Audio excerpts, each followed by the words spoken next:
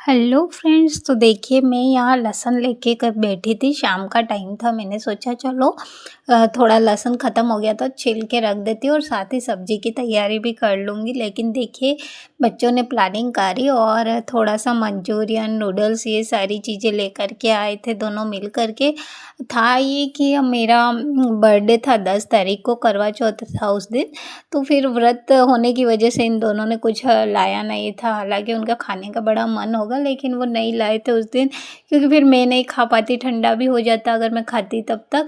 इस वजह से फिर दोनों ने मिल कर के आज प्लानिंग करी और ले कर के आई और एकदम गरम-गरम है। हमारे आस-पास ही ये सारी चीज़ें मिल जाया करती है, तो दोनों मिल कर के ये सारी चीज़ें लाए थे। तो फिर मैं निकाल के दे रही थी, क्योंकि इनको देखो सारी चीज़ें फिर बराबर देनी रहती है। बच्चे हैं, इनका भी मन करता है और मेरे घर में ये है ना कि जैसे सबके आए दिन कुछ ना कुछ आता रहता है, या चिप्स वगैरह हो गए, नूडल्स हो गए या मैगी वगैरह, ऐसा मेरे घर में डेली नहीं होता है। करीब 2 या 3 महीने में कुछ आता है या इस टाइप की चीज़ें। तो जो बर्थडे किसी का होता है या तो बच्चों का या मेरा, तभी हम लोग ये नूडल्स और इस तरह की चीज़ें लाते हैं। बाकी फिर हम जब मैं पियर जाती हूँ उस वक़्त ये सारी चीज़ें खाते हैं। उससे पहले हमारे घर में इस टाइप का कुछ आता ही नहीं है।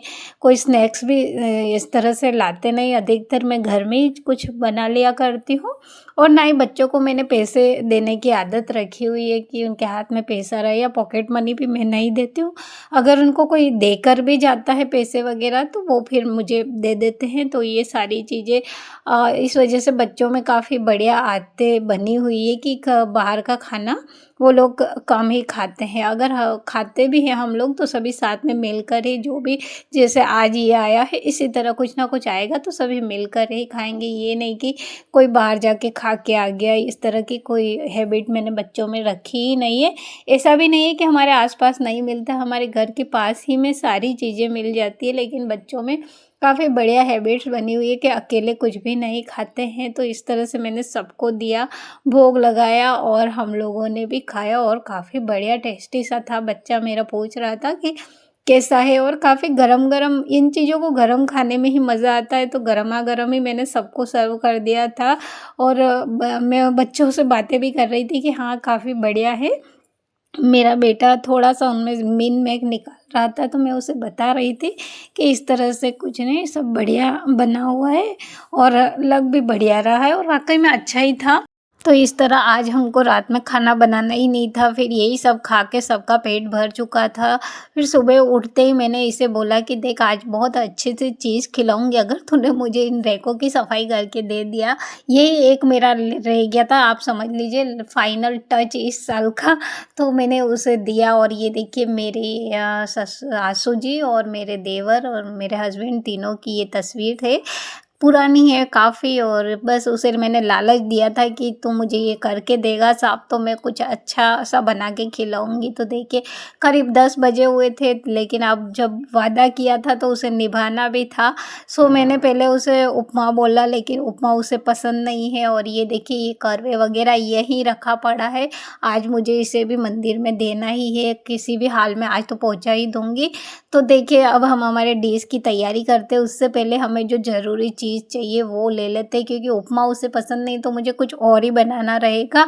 और ये मिर्च थे देखिए, ऐसे मतलब बारिश की वजह से ना ऐसे गीले-गीले टाइप से हो रखे थे, तो ये बारीक करने में दिक्कत हो रही थी। तो मैंने सोचा धूप निकली है यहाँ रख ही देते हैं। और ये कुछ आंवला की जो कैंडी थी वो भी गए साल की मैंने खुद ही घर में बनाई थी, तो वो कुछ इतनी रह गई है तो इसे भी मैंने धूप में रख दिया था।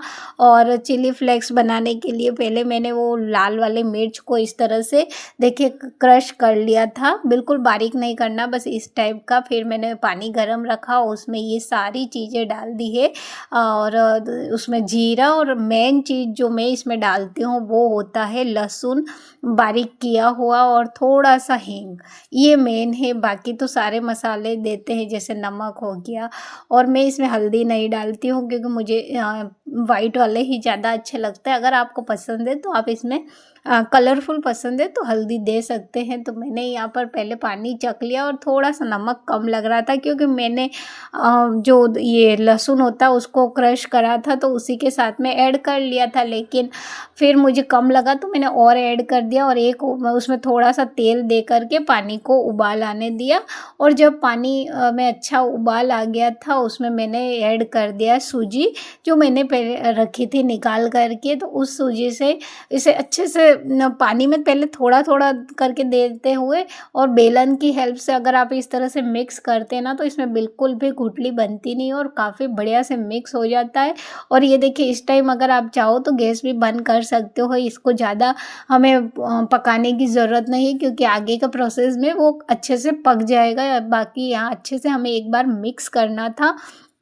तो ये सारी चीज़ें मैंने दे कर के अच्छे से पूरा मिक्स कर लिया। अभी थोड़ा गरम, एकदम गरम भी नहीं, लेकिन थोड़ा हम हाथ में पकड़ सके इस टाइप का जब गरम-गरम होता है, उसी वक़्त हमें इसे अच्छे से मसल लेना। या तो आप बर्तन में निकाल के जब आटा लगाते हैं उस तरह से पूरा मसल के रेडी कर लो, या फिर थोड़ा-थोड़ा हाथों में लेके मसल लो और इस तरह से एक रोल रेडी कर लेना है। बिल्कुल सॉफ्ट सा डो हो जाना चाहिए, ऐसा नहीं कि इनमें दरार वग़ैरह आती रहे, तो फिर वो चीज़ अच्छी नहीं लगती है, देखने में भी अच्छी नहीं लगती।